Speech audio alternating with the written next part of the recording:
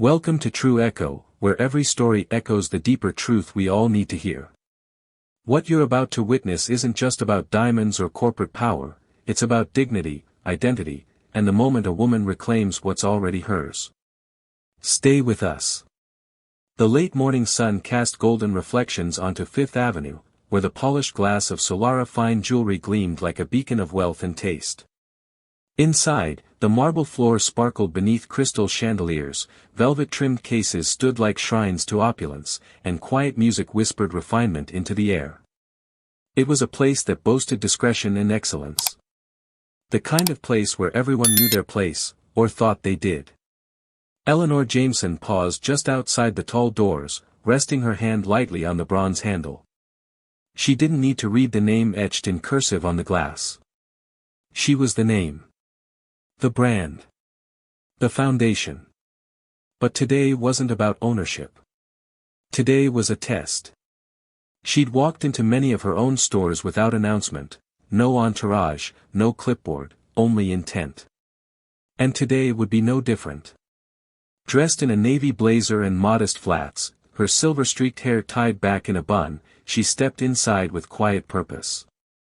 As the chime above the door rang softly, not a single employee looked up. She scanned the space, noting the meticulous layout, her layout.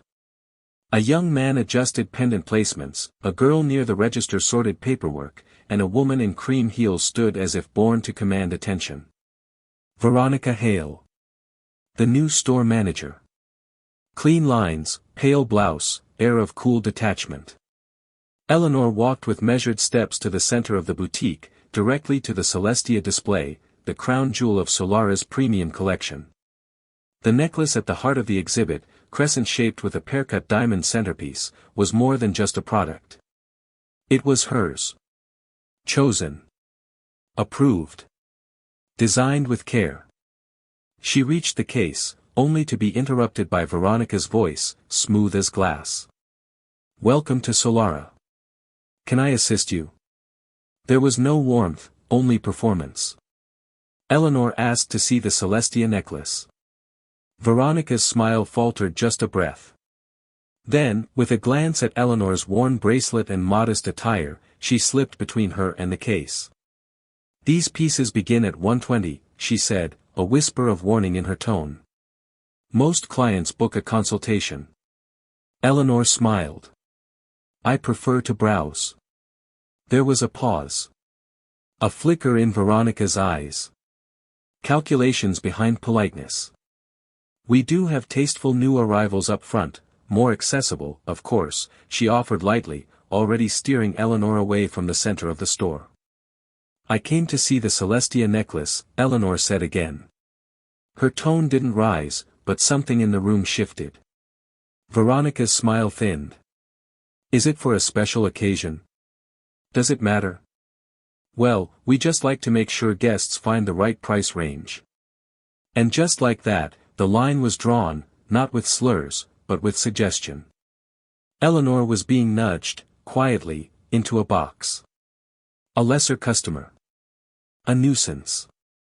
And all without Veronica ever raising her voice. Across the store, new guests were ushered in with champagne. Veronica's demeanor shifted instantly, her voice rising with warmth and laughter as she attended to the older, wealthy-looking women like old friends. Eleanor, standing by the case, invisible again, watched. Watched how champagne was poured, how jewelry trays were opened. Watched how her presence was deliberately ignored. 10 minutes passed. No one returned to help her. Not yet. Eleanor remained still, hands gently clasped before her, her gaze unwavering as she studied the display. She didn't fidget or sigh. She didn't tap her foot or raise her voice. She simply waited, like a storm gathering its patience before the first crack of thunder. From her peripheral vision, she caught Jamie, the younger associate with short, dark hair and a nervous posture, glance her way again. Jamie hesitated, clearly uncomfortable, before cautiously approaching. "Hi, can I help you with anything today?" she asked softly, almost apologetically. Before Eleanor could answer, Veronica's voice sliced through the air. Jamie, could you check the inventory in the back? I believe the Royal Gala invoice still hasn't been updated. Jamie turned halfway. I was just going to. Now, please. The words weren't loud. But they carried weight. Jamie nodded, shot Eleanor a quick, regretful glance, and disappeared into the back hallway. Eleanor's eyes didn't follow her. She returned her focus to the necklace, her necklace. A piece she had sourced, a design she had pored over, the signature offering of her brand, and now she stood unable to even view it in her own store. Across the showroom, Veronica laughed with her two new customers. This sapphire pendant just screams gala season, she gushed. I thought of you the moment it arrived. She handed over another flute of champagne. Eleanor's jaw tensed. Not yet. Another 5 minutes passed. And finally, Eleanor moved. She didn't stomp or storm across the floor. She walked slowly, gracefully, to the plush seating area where Veronica stood with her champagne clients. The shift in energy was immediate. Veronica stiffened at the sound of Eleanor's quiet approach. She turned, a tight smile plastered across her face. I'm still waiting to see the Celestia necklace, Eleanor said, her voice low, level, but carrying a finality that sliced through the hum of the room. Veronica blinked, faltered. Yes, well, like I mentioned, those pieces aren't usually browsed. They're reserved for high-intent clients. Eleanor tilted her head. And you determined I wasn't one of them? Veronica's eyes flicked to the women at her side, then back to Eleanor. With respect, Mrs. Gallagher and Mrs. Leeds are long-standing patrons of our store. And I'm not. Veronica's veneer cracked just slightly. You haven't made any purchases with us before, at least not here. For high-value items, we simply request proof of funds. A letter from your bank, maybe a credit verification. It's standard. Eleanor took a measured breath. I see. So, the policy only applies when you don't recognize someone's face. That's not fair, Veronica snapped, trying to keep her tone level.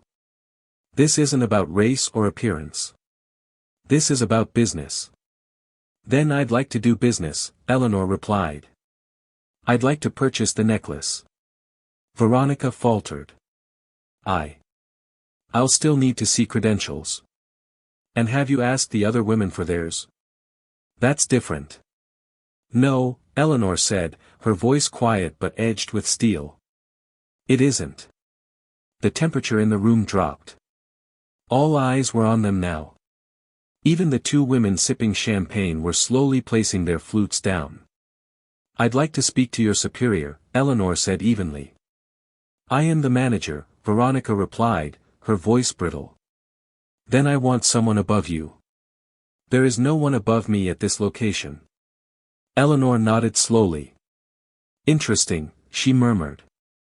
Because this store has an owner. A CEO. Veronica stiffened. I'm well aware.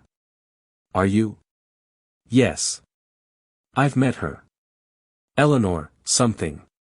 Jameson, Eleanor finished for her. Veronica nodded, then frowned. Eleanor's expression never changed. She reached into her purse and calmly pulled out her phone. Perfect. Then you'll understand when I call her now. Veronica narrowed her eyes, irritated. You know the CEO personally? I am the CEO. The silence that followed hit like thunder. Veronica didn't move. Her mouth opened, then closed. Jamie had quietly reappeared at the edge of the hallway, pale and wide-eyed. Kevin, the assistant manager, froze mid-step on the sales floor. All around, the store hushed. What? Veronica stammered. I said, Eleanor repeated, I'm Eleanor Jameson. Founder. Owner. CEO of Solara Fine Jewelry. Veronica stared in disbelief. Then Jamie suddenly gasped and held up her phone screen toward Kevin. It's her, she whispered. It's really her. Kevin paled. Jamie looked like she might cry. Veronica, still holding the phone, stammered, "Please. I didn't know." "You didn't care to know," Eleanor said softly, with deadly precision. Behind her, someone's phone began recording. Another guest whispered, "Oh my God." Veronica's composure collapsed all at once. She was no longer the commanding voice of the showroom. She was a frightened employee caught in her own judgment.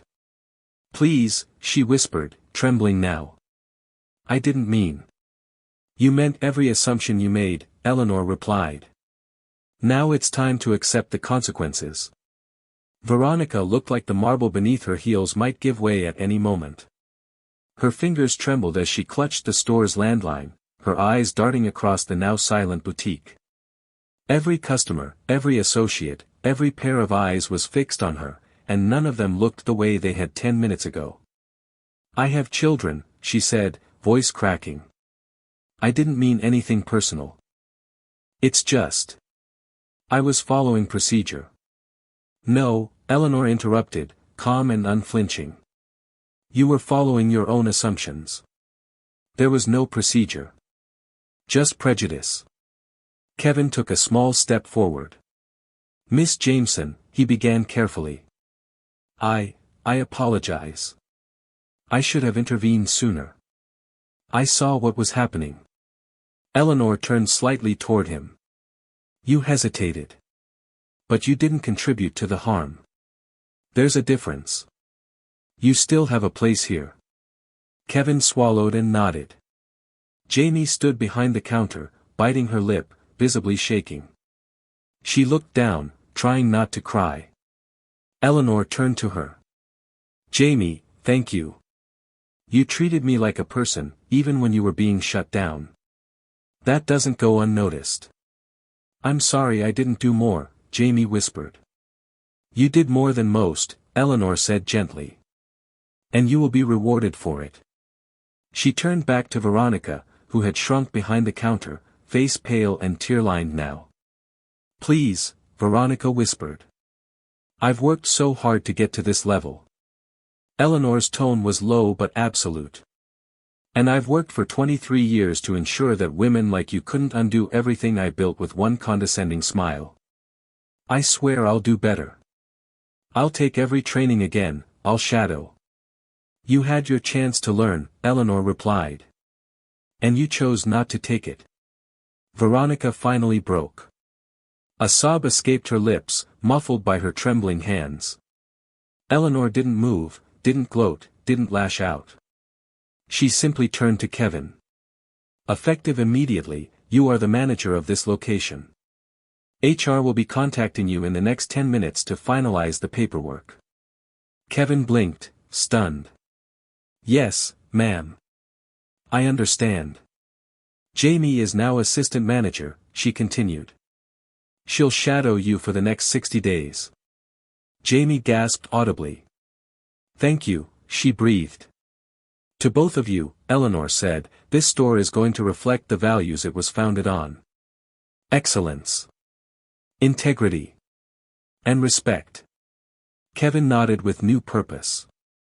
Jamie finally smiled through her tears.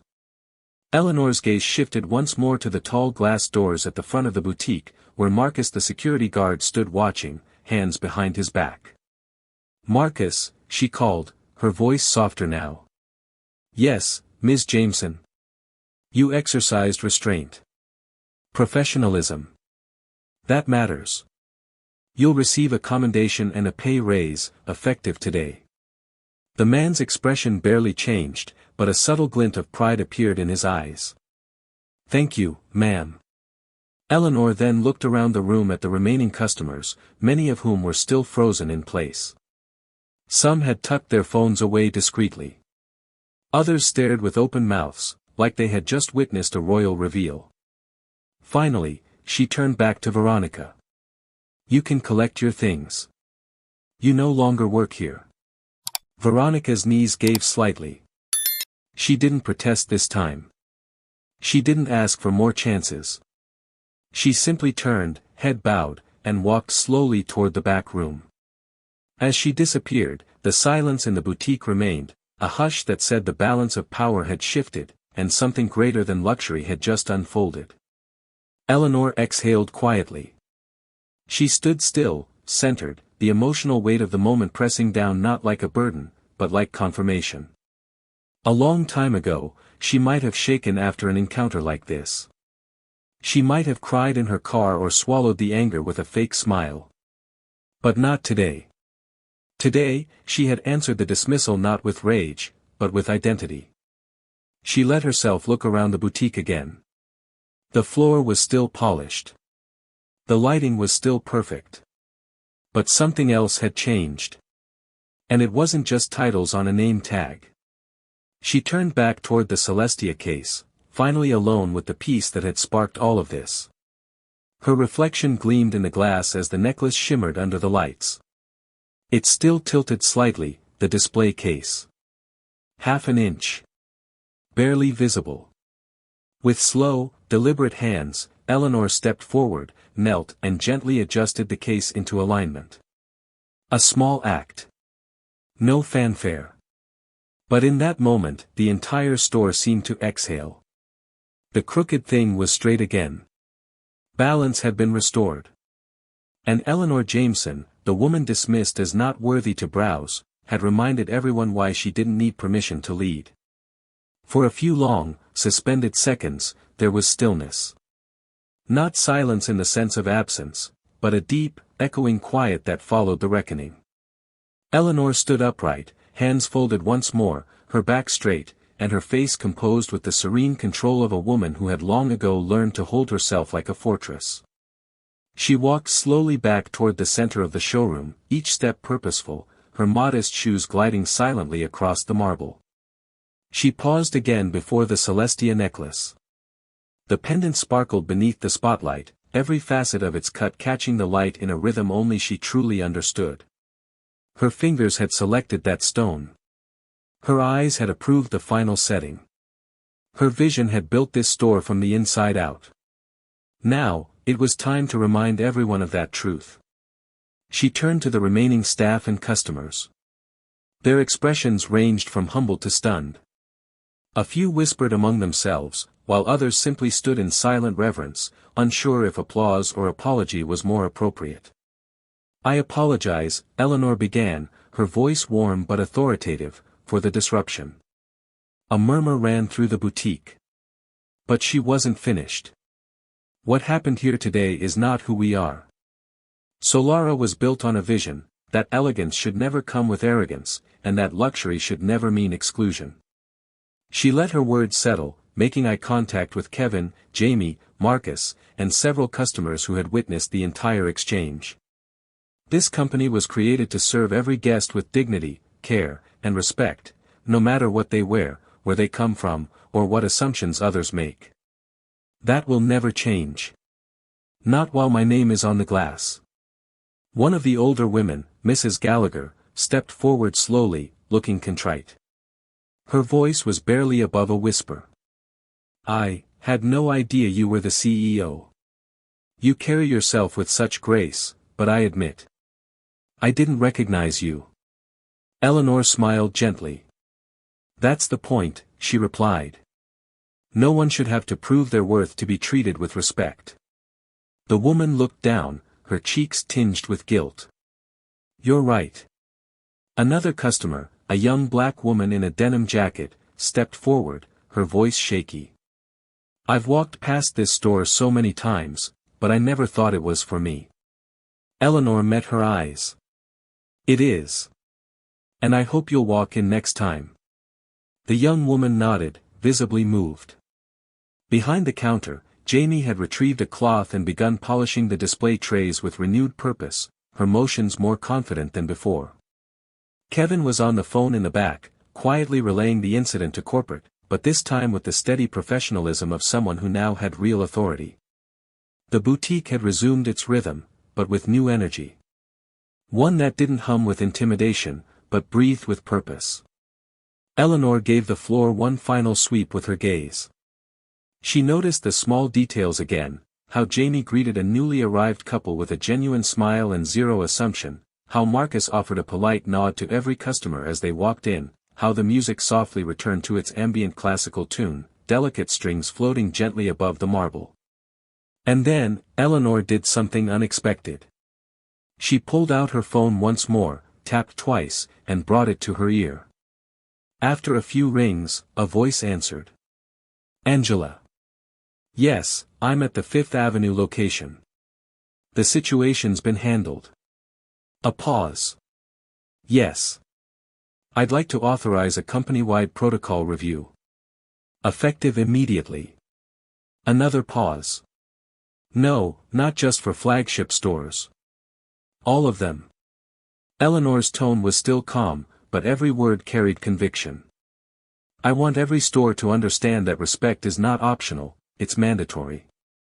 That every employee, no matter the location, should be trained not just in salesmanship, but in empathy. The person on the other end must have replied in agreement, because Eleanor simply nodded, then said, Good. Send the memo before noon. She ended the call and tucked the phone back into her bag. Across the boutique, Jamie watched her with wide eyes. You're doing all that, just because of today? No, Eleanor said. I'm doing it because of every day that came before it. Every day someone like me was told, silently or directly, that they didn't belong. Jamie swallowed hard. Thank you, for standing up. Not just for you, but for all of us. Eleanor gave her a small nod. That's what leadership means. At that moment, the doors opened again. A delivery courier entered, carrying a flat velvet box. He spotted Jamie, walked toward her, and said, Special order delivery. Signature required.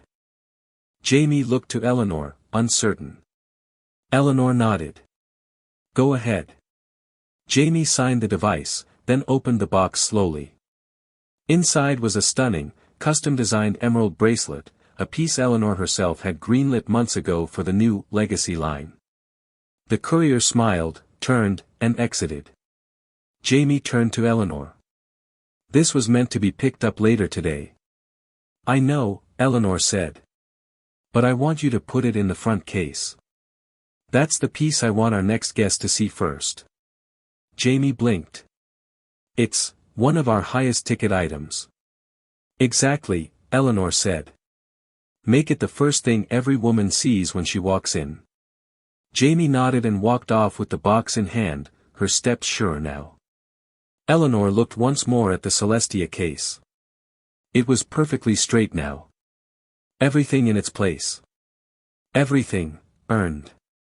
Outside, the sunlight filtered through clouds now, softening the brightness that had earlier bounced off Fifth Avenue's windows.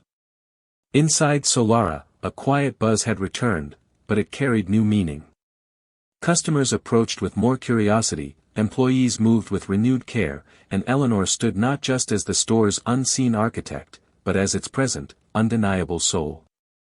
Jamie carefully placed the emerald bracelet into the front display as instructed, straightening the lighting angle with a focus that made Eleanor smile inwardly. The piece shimmered in its velvet nest, no longer tucked away in the back for the right clients, but front and center, where every woman could see it and imagine herself worthy. Eleanor turned as Kevin returned from the office. He'd shed the assistant manager's hesitation and now carried himself with measured calm. Corporate's looped in, he said. HR's confirmed. Veronica's final paperwork will be processed today. Good, Eleanor said. And the footage? Already uploaded to internal review. Let it stay there, she said. We're not hiding what happened. We're learning from it. Kevin gave a quiet nod. Just then, the front doors opened again, and a sharply dressed man in his late 50s entered, salt and pepper hair, tailored overcoat, confident gait. He scanned the store with familiarity, then spotted Eleanor. He approached with a smile, extending his hand. I heard we had some drama. Eleanor smiled back. Only the kind that reveals who we are. Ethan Linwood, he said, introducing himself to Kevin and Jamie. Chief Legal Counsel. Jamie blinked, clearly not expecting the corporate brass to show up in person. Ethan turned to Eleanor with an amused glint. Word reached the board in under 10 minutes. I had to come see it with my own eyes. I didn't call for a spectacle, Eleanor said dryly. I called for accountability. And you got it, Ethan replied. Half the board is applauding already. The video's circulating, by the way. Your poise, it's going to make headlines. I didn't do it for headlines. I know, he said. Which is exactly why it'll resonate. Eleanor's gaze swept across the store again. She didn't care for virality or headlines. She cared that the next time a young woman, black, Latina, Asian, wearing sneakers or silk, walked through these doors, she'd be seen, heard, and served. Not judged. Ethan followed her gaze. So, what's next? A full-scale training review. Top to bottom. Not just for optics, real empathy training. And I want an internal audit of store experiences across all demographics. Ethan raised an eyebrow. You're going to shake a few things up.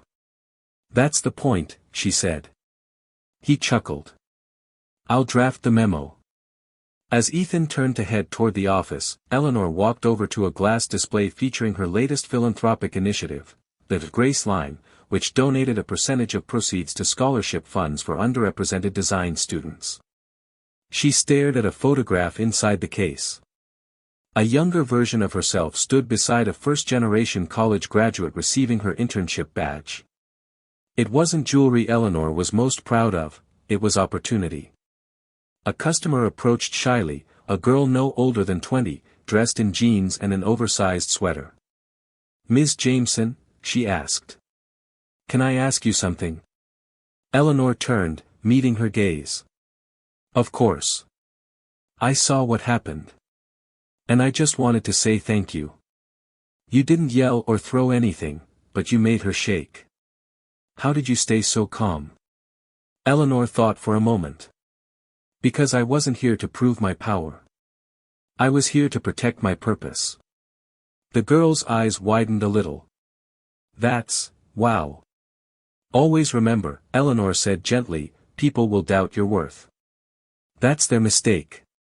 But when you walk in truth, you never have to raise your voice to be heard. The girl nodded slowly, like she was engraving those words into her bones. I'll never forget that. Eleanor smiled. Good. Now go try on something daring. The emeralds are particularly bold today. The girl laughed and disappeared toward Jamie's counter. Jamie looked up and winked. Eleanor watched the exchange with quiet satisfaction. The future was already unfolding. Minutes later, Kevin returned. Ms. Jameson, we just had a request from another store. One of our LA managers wants to run an open day concept, no appointment necessary, walk-ins welcomed, champagne and all. Eleanor smiled. Tell him yes. Make it monthly. Let's see how many preconceptions we can break. Kevin grinned. Already on it. As Eleanor walked slowly back toward the Celestia necklace, she noticed a small boy, no older than 10, pressing his nose against the display. He pointed at the necklace and whispered, that one looks like the moon. His mother chuckled and gently pulled him back. We're just looking, sweetheart. Eleanor smiled. That's how it all starts. And for the first time that day, she allowed herself to simply be, not the CEO, not the enforcer, but the woman who had once walked into a store just like this one, ignored, dismissed, invisible. But now she was the architect of change. Later that afternoon, the sun had begun its slow descent over the city skyline, casting soft golden beams through the boutique's tall glass windows. The hustle of Fifth Avenue pulsed just beyond the threshold, but inside Solara, everything moved with a slower grace, like the building itself was adjusting to a new rhythm. Eleanor stood at the private staff counter in the back of the boutique, sipping a glass of sparkling water. Her eyes scanned a small framed quote she had placed there herself years ago. Luxury is not what we sell. It's how we make people feel. It had been part of her founding philosophy, but somewhere, in places like this store, that truth had faded under layers of assumptions and unchecked culture. Not anymore. Jamie entered, carrying a tablet. "Ms. Jameson, I've finished reviewing the profiles of all the current floor staff. There's some good potential, people who just need the right leadership." Eleanor nodded. "That's your job now. Develop them." Jamie blinked. "Me? Your assistant manager," Eleanor said with a warm, steady tone. "You've earned the right to shape this team." Jamie's throat caught. "Thank you. I promise I won't waste this." "I know you won't," Eleanor said. A notification pinged on Eleanor's phone. A message from corporate PR. "Video footage from this morning's incident has reached over 2.1 million views in 3 hours. Trending on TikTok and Twitter. Hashtag CEO Justice and hashtag She Owns It are now national hashtags." She sighed. Not because she minded the attention, but because it was necessary. Ethan reappeared from the staff room, holding his laptop. "We've already received interview requests, from Good Morning America, Forbes, and 3 podcasts. I didn't do this for a media tour," she said flatly. "I know. But people need to see what leadership really looks like. Especially young black women." Eleanor paused, letting his words sink in. Then she simply replied, "If we agree to anything, the message stays intact. This is about dignity, not drama." "Understood," Ethan said. "You lead the way." Moments later, a delivery arrived from the head office, several fresh copies of the annual Solara internal policy booklets, wrapped in cream ribbon with golden wax seals. Kevin gathered the team and began distributing them, each now including an insert titled, "The Jameson Mandate, a personal code of conduct from our founder. If our values are only displayed on our walls and not in our actions, they are decoration, not principle." The staff read silently. Some nodded, others looked humbled, and Jamie clutched hers to her chest like a new compass. Eleanor stepped forward. "You are the face of this brand. But more importantly, you are the heart of it. How you treat someone walking through those doors tells them who we are. Don't ever forget that." Kevin added, "From today forward, every guest gets champagne, whether they're in stilettos or sneakers." Light laughter rippled through the room. The tension of the morning had dissolved, replaced by something stronger, purpose.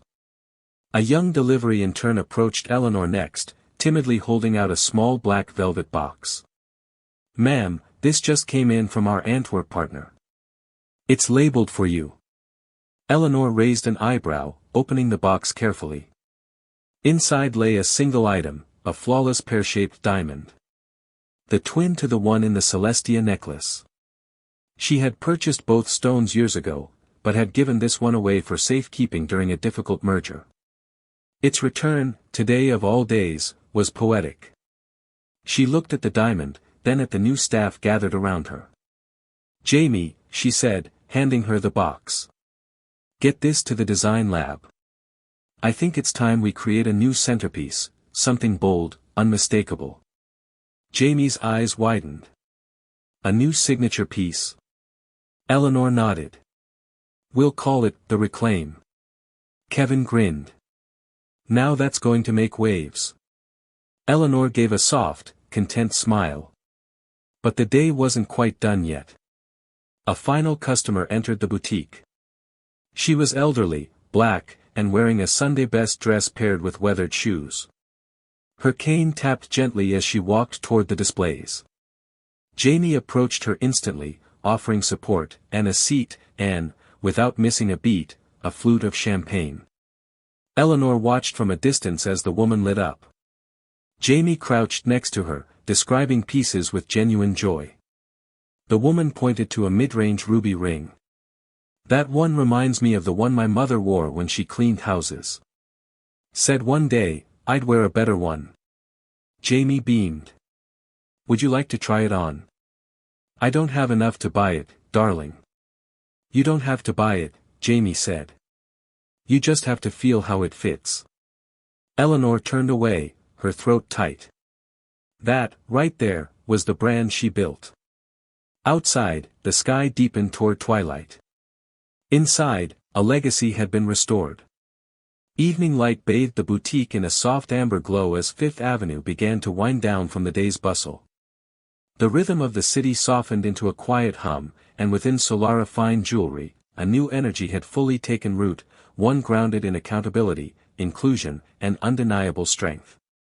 Eleanor sat in the private lounge near the back of the boutique. The room, once reserved for high-end clients and board meetings, now felt less like a throne room and more like a command post. She wasn't sitting in the center of power, she was radiating it. She reviewed an email from her board assistant. All internal communications distributed. PR crisis team standing down. Public response overwhelmingly positive. Staff at other locations requesting direct training materials from today's incident. #SheOwnsIt continues to trend worldwide. She set the tablet down and exhaled. Not from exhaustion, but from completion. A journey that had started over 2 decades ago, with nights of being mistaken for someone's assistant, someone's driver, someone who didn't belong, had just come full circle inside the walls of her own creation. And this time, there were no mistaken identities. Jamie entered the lounge a few minutes later, a bit out of breath, holding a silver tray with 2 teacups. "I wasn't sure how you take it, so I brought both Earl Grey and chamomile." Eleanor smiled. "Chamomile. Thank you." Jamie poured and handed her the cup. The staff's still a little shocked, she admitted. But also, excited. Something real happened here today. I think they finally understand what Solara is supposed to be. They do, Eleanor said, taking a sip. Because they saw it. Jamie sat across from her hesitantly. "I just keep thinking, if you hadn't come in today, what would have happened? How many other people would have been pushed out, unseen?" Eleanor looked into her tea for a moment, then replied, "That's why I walk into stores without warning. Not to catch people. But to make sure we haven't lost our humanity in the shine of our diamonds." Jamie nodded, eyes brimming with quiet admiration. Outside the lounge, Marcus passed by, now chatting with a customer and offering input on vintage cufflinks. The same man who had been ordered to remove Eleanor earlier was now an example of discretion and decency under pressure. Kevin joined them a moment later with a report. HR has officially closed Veronica's file. No legal pushback. It's done. And her severance? Eleanor asked. Kevin nodded. Standard policy. Nothing extra. Eleanor leaned back slightly. Let her leave with what she came in with. Not less. Not more. Kevin looked surprised, but he didn't question it. He understood. Justice didn't require cruelty. Just clarity. As night began to settle fully, the boutique remained open for one last hour. Jamie returned to the front, helping another customer select a charm bracelet. A new playlist drifted from the speakers, piano and strings, soft but powerful. Eleanor stood and returned to the showroom. She paused in front of the Celestia display again, now slightly relit to highlight every precise detail. And then, as if led by intuition, she reached down and opened the case. The necklace gleamed. Her fingers hovered over it, not possessively, but reverently. She picked it up and brought it to the young woman still seated with her elderly grandmother near the ruby rings. Try this, Eleanor said, kneeling. The girl's eyes widened. Oh, I couldn't. You can, Eleanor said gently, fastening the clasp around her neck. The diamond fell perfectly against the girl's collarbone, its shape mirroring the crescent moon just now rising outside the store. Now, Eleanor whispered, look in the mirror. The girl stood and gasped. Her reflection stared back, regal, glowing, not because of the necklace, but because of how it made her feel. Eleanor smiled and stood up. Never let anyone decide what you're worth by looking at you. They'll always fall short. As the girl and her grandmother embraced, Jamie caught Eleanor's eye. And for the first time all day, the whole boutique seemed to shine from the inside out. No spotlight. Just truth. And so, in the quiet close of that evening, as the last customer exited with a smile, and as Solara's doors gently closed behind them, Eleanor Jameson stood once again in the center of what she built, not just a jewelry empire, but a standard. One that could no longer be tilted by ignorance. She had walked in unannounced. She had been dismissed. But 5 minutes later, she reminded everyone exactly who she was. What happened in that boutique wasn't just about jewelry. It was about judgment, respect, and the quiet power of knowing your worth. Eleanor Jameson didn't need to raise her voice or prove her wealth, because true authority doesn't beg. It stands. It leads. As she said, strength doesn't have to be loud. It just has to be firm. If this story moved you, inspired you, or made you think, don't forget to like, subscribe, and share it. Drop a comment below. Have you ever been underestimated? Let us know. Join us here at True Echo, where every story reveals a deeper truth.